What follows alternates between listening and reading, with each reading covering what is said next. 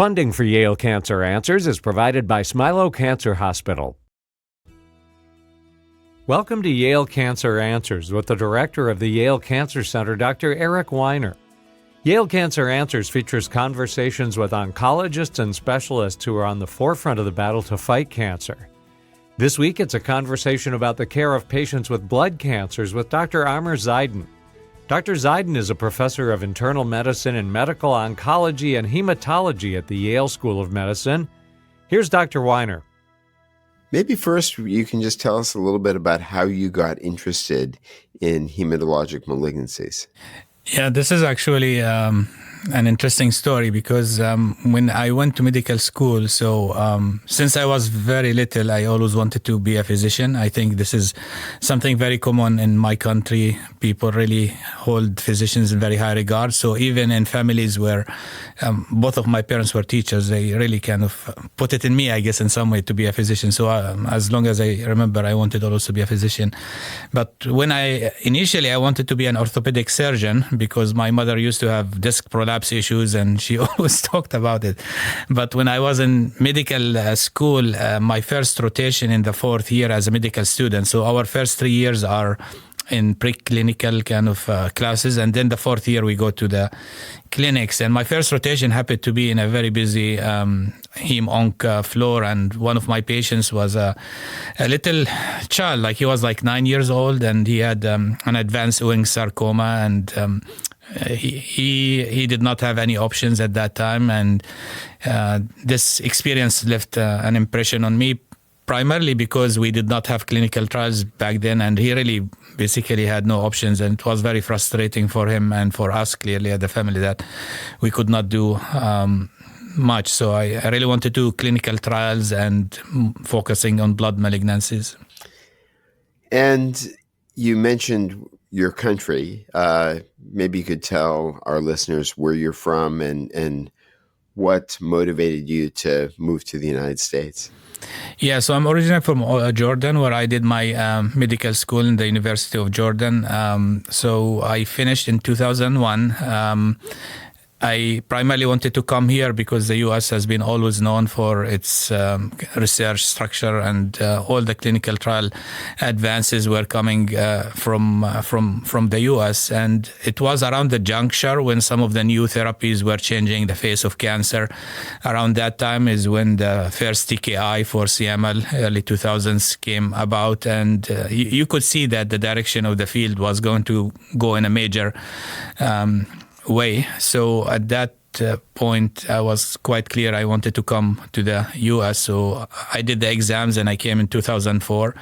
So almost half of my life now in the U.S. I initially was in Rochester, in upstate New York, where I did my residency, and subsequently I went to Hopkins, where I did my fellowship. Around that time, immunotherapies were being tested at Hopkins, some of the very first trials of in solid tumors. And I remember some of the faculty were not too excited, some of them, about doing these therapies, and lo and behold, this had amazing responses across cancers, and that kind of also directed some of my initial research into immunotherapies. But the reason for myeloid malignancies and MDS in particular was primarily because of my mentor, Steve Gore, who was one of the first people I worked with at Hopkins, and he's a top expert in MDS. And it's a frustrating disease, as we'll probably talk about, because it did not have many treatment options. So I decided to go into that, and I joined Yale now almost 10 years ago, or 11 years ago, 2010. And just to be clear, you use the term MDS. MDS stands for myelodysplastic syndrome. And can you just tell people a little bit about what that is and what it can become? Yeah, so myelodysplastic syndrome, and actually the new name for it by the WHO is myelodysplastic neoplasms. They finally put the name neoplasms or cancers in it because historically it has been underappreciated, underdiagnosed, undertreated, and I think the main issue with it is that it primarily occurs in older patients. So the median age in the early 70s, it commonly comes as an anemia, which often gets kind of discounted by primary care physicians, and often the patient will not even be referred. But what we know with MDS is a form of cancer, so most patients will die from complications of MDS, not with the MDS. Some people mix it with CLL, which is chronic lymphocytic leukemia, or smoldering myeloma, where people can live many years and don't need any treatment. In MDS, most of the time the disease will cause problems and eventually will cause death if not treated. And it's a form of bone marrow failure. So the bone marrow, which is a factory that makes all the blood cells, the red blood cells, the white blood cells, and the platelets, all of them are damaged and they are not maturing normally. So that puts the patient at risk of complications from low blood counts. And that could be anemia, bleeding problems, as well as infections. And sometimes myelodysplasia can become leukemia. Is that right? Correct. And where do you actually draw the line between acute leukemia and MDS has been always a little bit fuzzy. It has received a lot of attention in the last few years. So we rely on counting the cancer cells, what we call the blasts. And historically, if you had 20% of those blasts in your bone marrow or in your blood, you would be acute myeloid leukemia. If you're less than 20%, you still would be one of the variations of myelodysplastic syndromes. But counting the blasts is a little bit subjective, right? So you have a pathologist looking on the microscope on a sample from the bone marrow and counting 500 cells. And then they come up with a percentage. But we actually have a lot of studies that if you have different pathologists counting, there could be some variation. So one pathologist could count it as 18%, another could count it at 21%. But from a patient perspective, I can tell you, patients, when you tell a patient they have acute myeloid leukemia, generally they are much more anxious than MDS. And understandably, when you have the word acute and leukemia, I think it tends to kind of make the patient more concerned clearly. But myelodysplastic syndrome should not be underestimated because in some versions of them, the patients can be as sick and as much of needing immediate treatment the same way like patients with acute leukemia. And whether it's 18% or 21% or 23%, in the end probably doesn't make a huge difference. It may cross a line in terms of how we define it. But from a biologic standpoint, it's hard to imagine that it's really very significant. Absolutely. And this is why actually there has been a lot of emphasis in the new classifications on the biology and the genetic structure. So now we look at the specific mutations and we don't treat these diseases like the same way in every patient. So there is a lot of variations based on the specific molecular alterations that the patient have, what we call individualized or personalized oncology, which is a direction the entire field has been going into in general. But this is something I think in MDS and AML has also received a lot of attention. I think one major difference from solid tumors, especially with acute myeloid leukemia and the most aggressive forms of MDS, is that they come quite suddenly in some patients. So I don't want to minimize solid tumors, but for example, let's say you have a breast lump. The patient will feel the breast lump for some weeks. They would think there's something wrong. They would go to an oncologist or a primary care. They would get referred for a biopsy. The biopsy comes back, and then they would meet with the oncologist. They discuss. So this process happens over weeks and sometimes months. While with acute myeloid leukemia, the patient generally would be feeling fine. They have a cold or they just feel fatigue for a week or two, and sometimes even for days, and they end up going to a primary care doing blood work or going to the ER, and boom, they have acute myeloid leukemia. And not only do they have a life-threatening diagnosis, they have to be admitted to the hospital on the same night. Sometimes we have to start chemotherapy on the next day, and they have to be in the hospital for multiple weeks. So you can see how overwhelming this can be for patients. And just going back to MDS for a minute, for years there was really no effective therapy for this. There was therapy for acute leukemia, but for patients who had different forms of MDS, there was often relatively little we could do other than just give people transfusions when their blood counts got low enough. How's that changed? Correct. So I think this is a very kind of satisfying part of being in oncology in these days, because we have seen a lot of increased understanding on the pathology of the disease and how does it respond, and the important pathways, and that has subsequently translated into new therapies. So generally the only way to cure MDS is with a bone marrow transplant. However, less than 5 to 10% of patients can have bone marrow transplant because of their age and because of the multiple medical comorbidities that comes in a largely older patient population. So the treatment generally is divided into two big groups. If the MDS is what we call higher risk or more aggressive version, or lower risk. The lower risk group, we generally will focus on improving the bone marrow function. That generally would be done using growth factors such as erythropoiesis stimulating agents, which stimulate the bone marrow to make red blood cells, or with some of the new treatments that have become available, such as luspatercept and imetelstat. In higher risk MDS... And what do those drugs do? So they basically improve the maturation problem that happens in these red blood cells. So these red blood cells are dying in the bone marrow early, and because of that, they are not going to the blood and they are not doing what normal cells are supposed to do.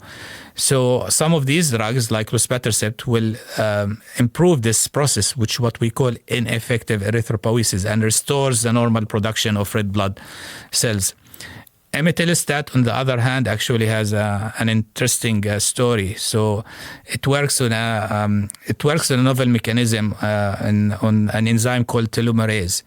So this was actually so back in the 70s at Yale, there was a postdoc called Elizabeth Blackburn, and she discovered the structure of telomeres. So telomeres are basically caps at the end of the chromosomes that prevent the damage to the chromosomes, the genetic material that are very important for the cells. And what happens when cells divide is that these telomeres become shorter, and at one point the cell cannot divide anymore.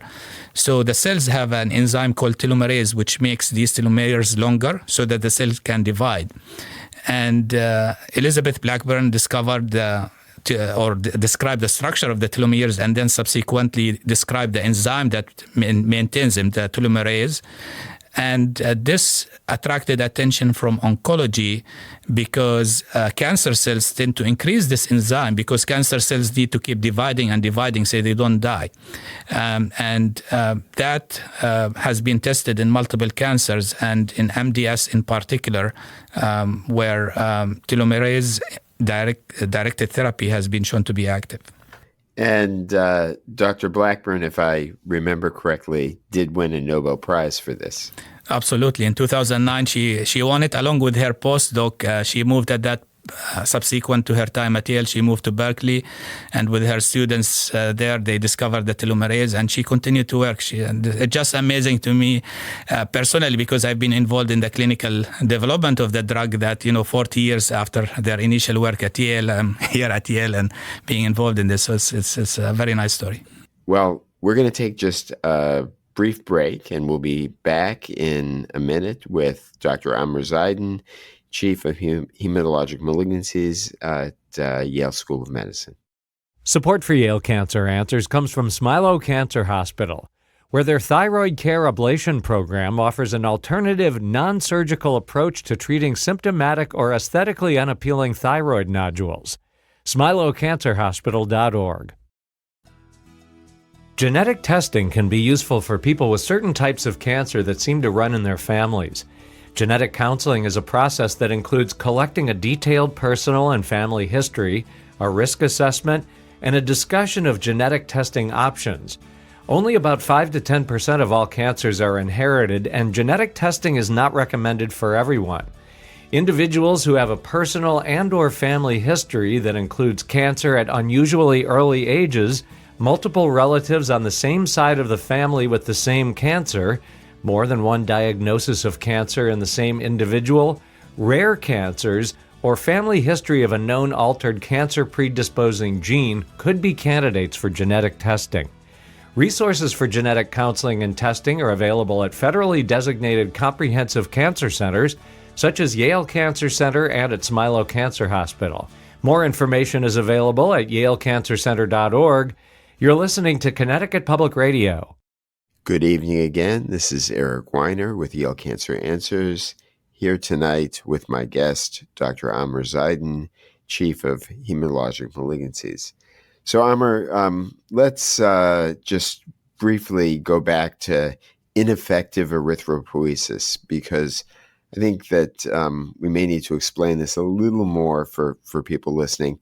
What this really means is that the cells in the bone marrow are just not adequately maturing.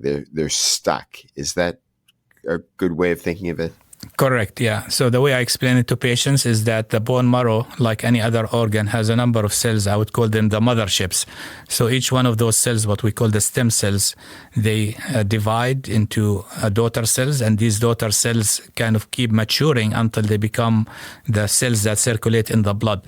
What happens in MDS and some of the other myeloid cancers is that those cells get stuck, so they don't keep dividing the way to become mature normal cells. They die before that happens, and this is what we call ineffective erythropoiesis or apoptosis, where these cells die before they are supposed to die, and that manifests into having low blood counts. So the numbers that should be present in the blood are low, and this is usually our first hint that there is a problem, that the blood counts are low, and that what leads to the workup that diagnoses MDS.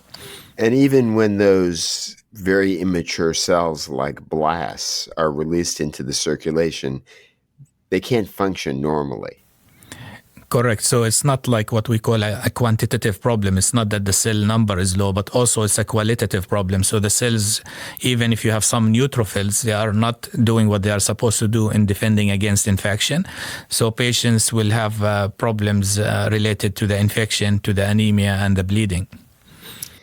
So let's talk for a minute about other hematologic malignancies. So there's lymphoma and there's multiple myeloma. Maybe we can start with lymphoma. How is lymphoma different from leukemia? They're still white blood cells. Correct. For the body and the immune system to function, there are different cells, and each one of those cells can basically become a cancer on its own. So depending on what is exactly the primary or the stem cell that led to the cancer comes with different manifestations. So we have three big groups of these blood cancers. One is called myeloid cancers, which come from those myeloid cells. And then you have the lymphoid cancers, which comes from lymphocyte progenitors. And then we have the plasma cell disorders or cancers, and the main one of those is multiple myeloma.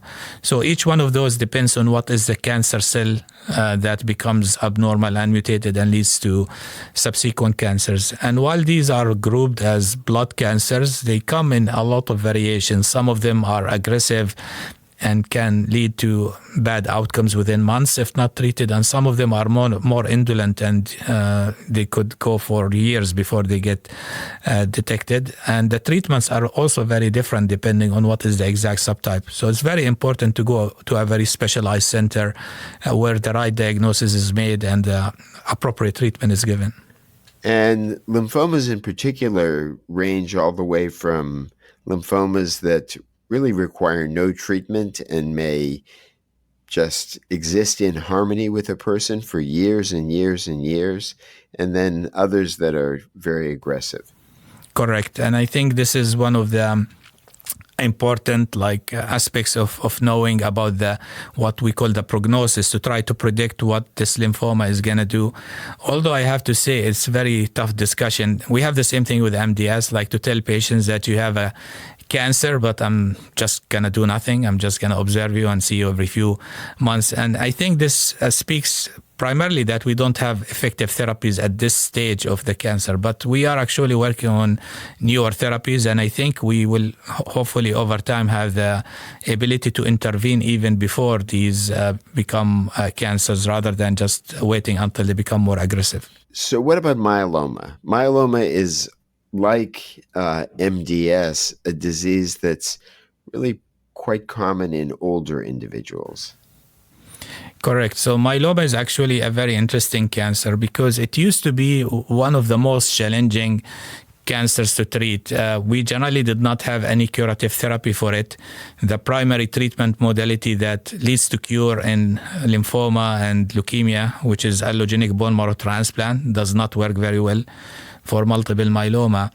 And it's just amazing over the course of a relatively short period, all the developments that happened with multiple myeloma. Over the course of my own career, I remember as a fellow, we were primarily doing chemotherapy, which was not very effective. And then we had all these novel agents and biologic drugs, and there are now at least 15 of them that have been approved over the last 15 years.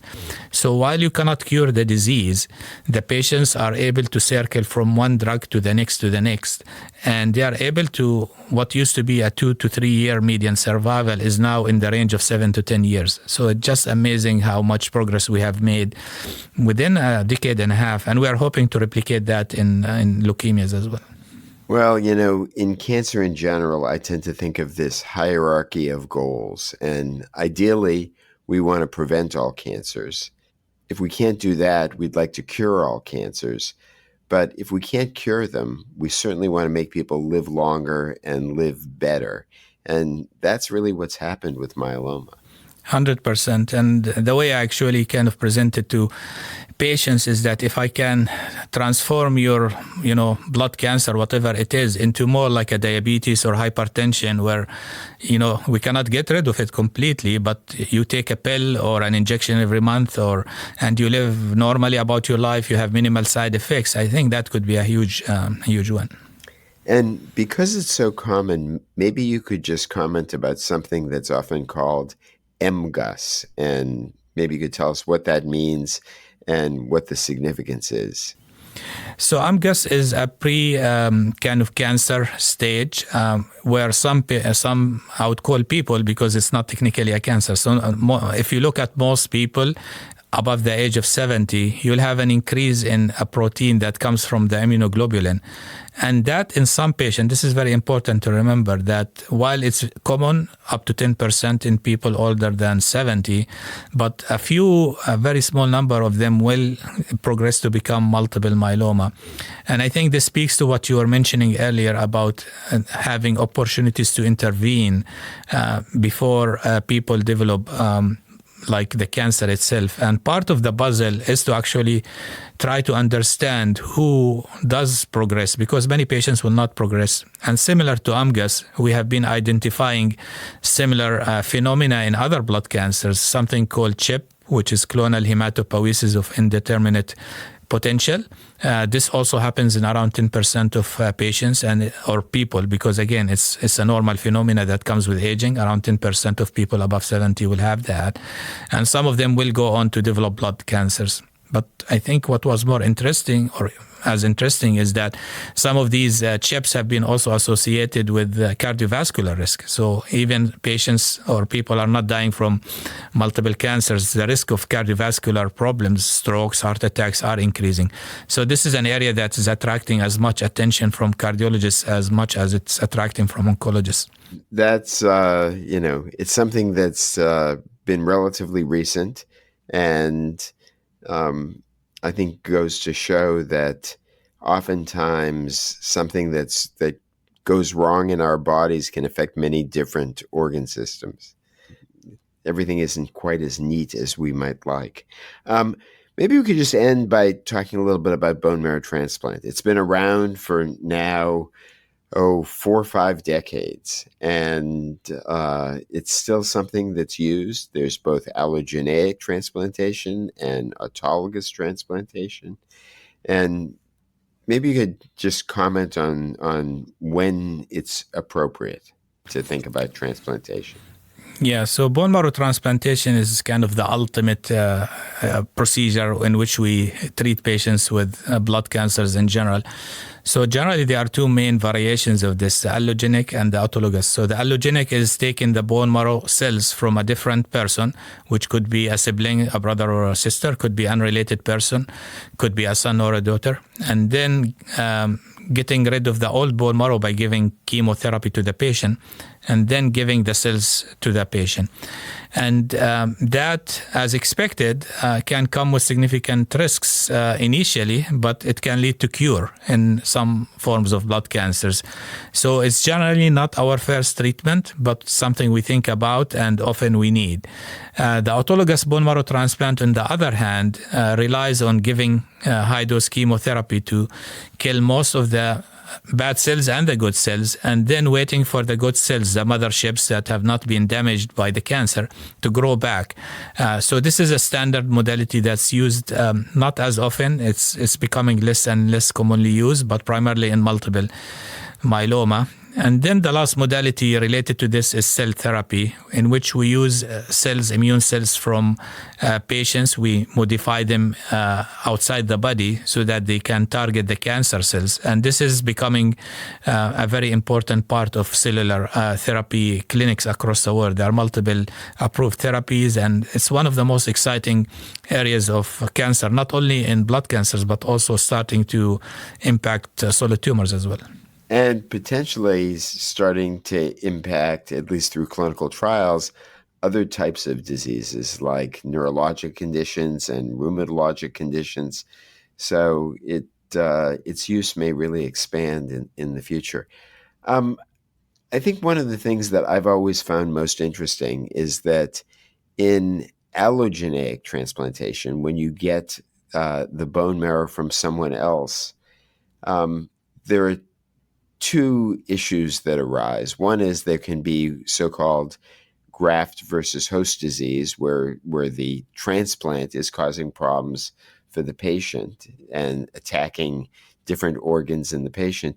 But the other issue is that there's at least some belief that when you use someone else's bone marrow, that the immune cells in that bone marrow seem to have an effect on preventing the cancer from relapsing.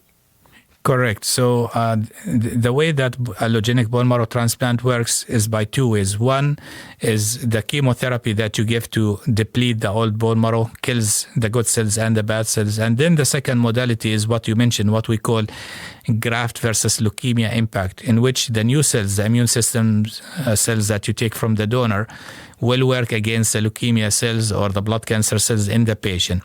Now, this can also help, but sometimes it can go against the normal organ function, and this can cause something called graft versus host disease. So what they call the holy grail in transplant is to try to separate these two, to get the graft versus leukemia, which is a beneficial impact, without having the graft versus host disease, which can cause a lot of problems. And a lot of the developments in the transplant world has been trying to optimize that risk-benefit ratio. It's like it's a thermostat that you want to turn up and down, and you want to have enough of an effect to keep the leukemia away, but not too much to hurt the patient. Absolutely. And a lot of developments have been going around this. I remember when I was in fellowship, some people were predicting that transplant is going to go away because we were having more and more good therapies for cancers. But again, lo and behold, not only that, the indications have expanded because we are doing much better job now at transplanting older patients and people with medical problems, but also with the introduction of cell therapy. So this is becoming, I think, one of the most attractive areas in oncology. Dr. Amer Zeidan is a professor of internal medicine and medical oncology and hematology at the Yale School of Medicine. If you have questions, the address is canceranswers@yale.edu, and past editions of the program are available in audio and written form at yalecancercenter.org. We hope you'll join us next time to learn more about the fight against cancer. Funding for Yale Cancer Answers is provided by Smilow Cancer Hospital.